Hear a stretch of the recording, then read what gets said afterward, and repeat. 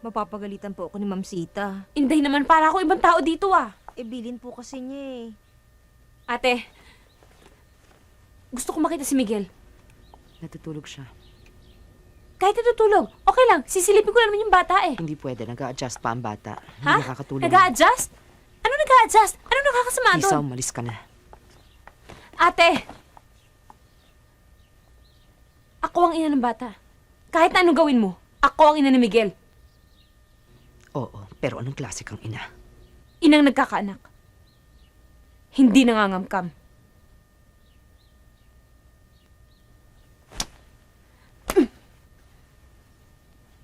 Tama na to, ate! Tigilan na natin to! Ano ka ba? Gumising ka nga! Lisa, utang na loob, umalis ka na. Buntis ka. Hindi Baka ako hindi ako aalis makapagpigil. Hindi ako aalis dito! Harapin mo ako! Teka, sandali Hindi! lang! Umalis ka! Harapin mo ako, ate! Pwede ba, Lisa? Tigilan mo na to! Naiintindihan mo ba kung bakit ako Huwag mo na nagkakaganito? magkaisa akin yung anak ko! Naiintindihan mo ba Huwag mo ako, na bata Lisa? dito, ate! Tigilan mo na to! Lisa, Makinig ka sa akin! buong buhay mo! Makinig ka! Ako ang nag-alaga Ako, sa'yo! pakinggan mo, Pinahal ate! kita! Makinig ka sa akin! Masakit din sa akin na nawala si Marco, pero si Justin... Makinig ka nga sa akin, Lisa, si ate! Justin, bakit mo pinabayaan si Justin? Sira mo ang buhay mo! Makinig ka! Gumising ka! At gumising ka! Utang na loob! Sinisira mo ang buhay mo! Sinisira mo ang buhay ng asawa mo! Buhay ko! Buhay na lahat ng tao na kapaligid sa'yo! Gumising ka! Magkaintindihan tayo. Sinira mo ang lahat! Naintindihan mo yon? Sinira mo ang buhay ko! Kahit kailan hindi mo makukuha si Miguel. Buhay! Buhay, Lisa! Kapalit ng buhay.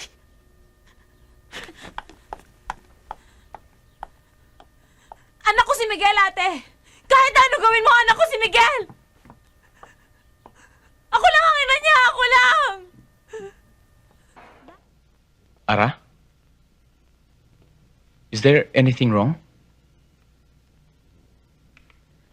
Bakit, ha? Jake, napakaliit nga pala ng daigdig. Nagkita ulit kami ni Henry eh. Henry? Si Henry Ortiz. Oo. Yung dati mong, Iisa pala pinapasukan naming university. Sa dami ba naman ng eskwelahan dito sa Pilipinas, doon pa siya pumasok? ginugulo ka ba niya? Hindi naman. Kaya lang, Kaya lang gusto mo naman siya makita uli, hindi ba? Jake? Ayan, natupad na rin ang pangarap mong makita ulit yung unang mong boyfriend. Yung first love mo. Yun na...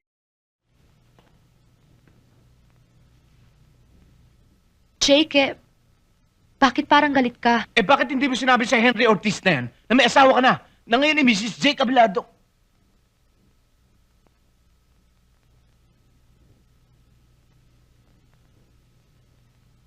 Sorry.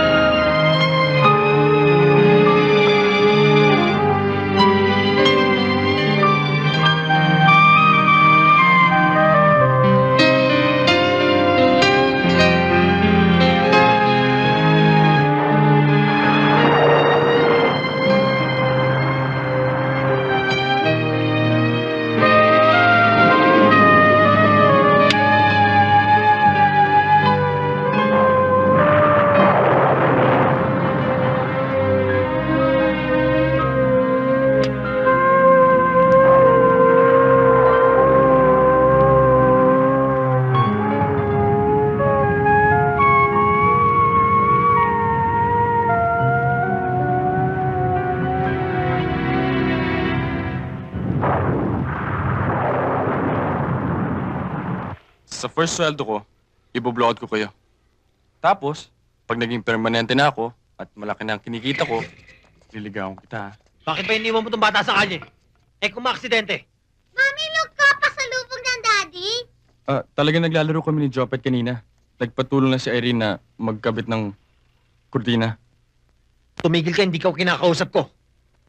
Sinasagad mo lang talaga, ano? Sinasagad na ano? Hindi naman siguro ito yung tipo na lalaki na makakabayad sa Japanese restaurant eh. Anong araw-araw ibang lalaki? Nakakainsulto ka! Pwede ba? Nag-usap kami mag-asawa kaya umalis ka na. Sige na, umalis ka na!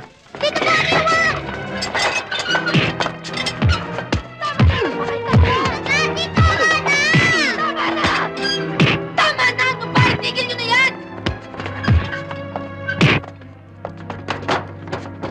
Umalis ka na nga, Patrick! At sabihin mo sa mami mong makatendila, huwag niyang bibigyan ng mali sa trabaho ko!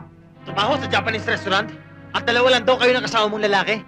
Boss ko yun, si Mr. Sandejas! Kaaalis lang ng kanegosyo niya nung dumating ang mami mo! Ah, at habang nagtatrabaho ka, nakatambak dun sa kapitbahay yung bata. May nagmamalasakit sa kanya. Itong kapitbahay namin na tumutulong sa bawat kailangan namin. Bakit ba ako nagpapaliwanag sa'yo? Ako hindi ako nagmamalinis, Patrick, ha? Pero kayong mag-ina, hindi kayo papasang santo at santa! I hate you! Away kayo ng away! I hate the two of you! Jopet?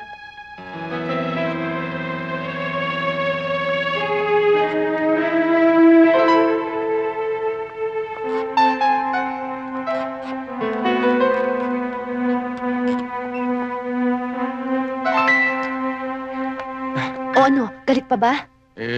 Sa tingin ko lito eh. Siguro sa susunod huwag na sana siya makakita ng away. Mahal naman niya tayong lahat tapos, hindi niya maintindihan. Pwede ko bang makausap? Halika, lalayan mo ko. Akit ako. Kailangan ko siya siguro. makausap. Mamaya na lang, Irene. Ako na lang maghahatid sa kanya pagka napagod siya. Hayaan mo. Hindi ko siya pababayaan. Salamat, Bonnie, ha? Hindi ko alam kung anong gagawin ko pag wala ka.